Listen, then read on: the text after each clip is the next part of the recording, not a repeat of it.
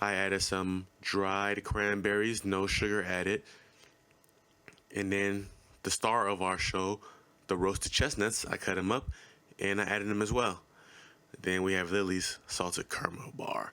We cut that up into chocolate chunks, and we have our cereal all ready to go. Wait, it's missing something. What am I missing? Oh, he needs some milk. He needs some milk for that cereal. Don't forget. All right, now we're gonna make some roasted chestnut butter.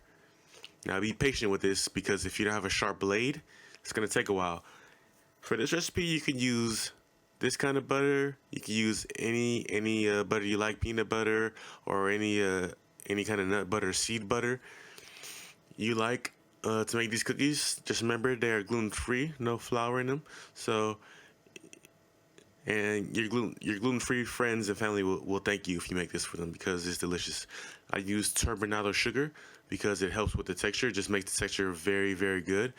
And of course, this recipe is based on the one from Clean and Delicious. It's a very good recipe. I've been using it for years. I just changed it up to make it match the Christmas time. All right, go ahead and bake cookies for about 12 minutes until they're golden brown. There you have it. Don't forget to like and subscribe because I have more content coming for you in the future. Happy holidays.